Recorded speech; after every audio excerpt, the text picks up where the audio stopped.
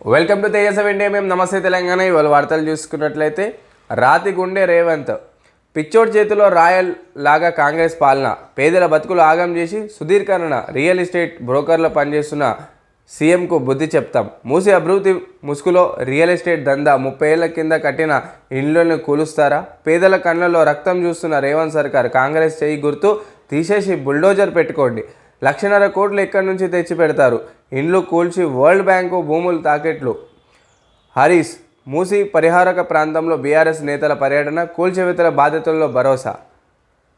బహుమార్తికి అమృతం, పేదలకు విషమా? లీగల్ నోటీసుతో నోరు మూయించలేవు. బహుమార్తులకు టెండర్లు ముమ్మాటికి నిజం. అశోక్ చవాన్లుగా రాజీనామా తప్పదు. బీజేపీ దోస్తులు కూడా నిన్ను కాపాడలేరు. ముఖ్యమంత్రి రేవంత్కు కేటీఆర్ హెచ్చరిక. అక్రమ నిర్మాణాలపై బుల్డోజర్ వెళ్తే తప్ప ప్రభుత్వం చూస్తూ ఊరుకోవాలన్నా? హైడ్రా ఎవరైనా ఒకటే. శ్రీధర్ బాబు, ఆస్తులు కాపాడడమే ప్రభుత్వ బాధ్యత. మెట్రో వంకర టింకర, మళ్ళీ మారిన రెండో దశ అలైన్మెంట్లు. పట్టాలెక్క ముందే మారిన మెట్రో రెండో లెక్కలు. 70 నుంచి 116 కిలోమీటర్లకు ప్రతిపాదనలు. జనమే లేని ఫోర్త్ సిటీ వైపు రూటు మళ్లింపు. కేంద్ర రాష్ట్ర భాగస్వామ్యంతో నిర్మాణం. 32,237 కోట్లతో పెరిగిన అంచనా వ్యూహం. రుణమాఫీ తర్వాతే రైతు భరోసా. మంత్రి తుమ్మల స్పష్టీకరణ. మాఫీ పూర్తయిన స్పష్టత కొరువు. మరో వారంలో వరి కోతలు.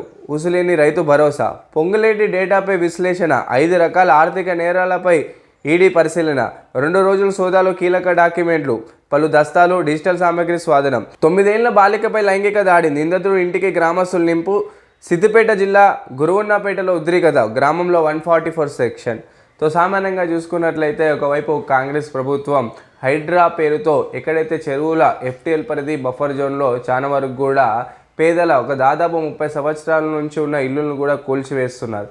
ఈ క్రమంలో ఒకవైపు ప్రభుత్వ భూముల్ని కాపాడుకునే పనిలో కాంగ్రెస్ ప్రభుత్వం ఉంది. అదేవిధంగా ఇక్కడ చూసుకున్నట్లయితే ఇక్కడ చాలా వరకు కూడా కొంతమంది విల్లాలను కానీ, కొంతమంది రాజకీయ నాయకులు ఇల్లుల్ని, కొంచెం బడాబాబుల ఇల్లుల్ని మాత్రం నోటీస్ అంటే హైకోర్టు నోటీసులు, పిటిషన్లు తీసుకొని వాళ్ళని మాత్రం కూల్చలేకపోతున్నారు. కానీ కొంతమంది సామాన్య ప్రజల్ని ఇమీడియట్లీ వాళ్ళ ఇల్లుల్ని కూల్చేస్తున్నారు. దీని క్రమంలో బీఆర్ఎస్ కొంతమంది నాయకులు ఎల్బీ నగర్లో, చైతన్యపూర్లో కావచ్చు, అదేవిధంగా బండ చెరువు సమీపంలో ఇది బీఆర్ఎస్ పార్టీ ప్రజలకు అండగా నిలబడుతున్నారు.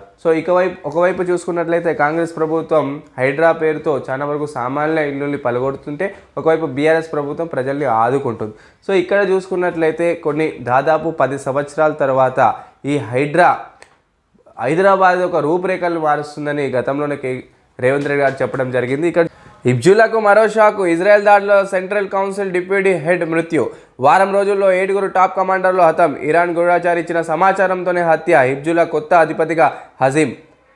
బయోనిక్ ఐతో ఆధునిక చూపు. ఆస్ట్రేలియా పరిశోధకులు అద్భుత ఘనత. జంతువుల విజయవంతమైన పరీక్షలు.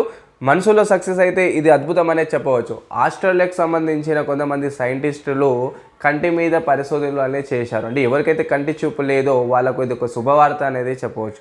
ఎందుకంటే చాలా వరకు కూడా ప్రపంచంలో దాదాపు కొన్ని లక్షల కోట్ల మంది కంటి చూపు లేని పరిస్థితి ఉంది. కాబట్టి ప్రపంచవ్యాప్తంగా కూడా ఆస్ట్రేలియాకు సంబంధించిన సైంటిస్టులు గత 15 సంవత్సరాల నుంచి కంటి చూపుని ఆర్టిఫిషియల్ ఇంటెలిజెన్స్ ఆధారంగా ఒక ఏఐని తయారు చేయడం జరిగింది. ఈ ఏఐ నుంచి మనకు బ్రెయిన్ నుంచి సెల్స్ని కనెక్టివిటీ చేసి మళ్ళీ చూపుని తిరిగి తీసుకురావచ్చని ఆస్ట్రేలియా సైంటిస్టులు చెప్తున్నారు. నేపాల్లో వరద విలియం. 170 మందికి పైగా మృత్యు.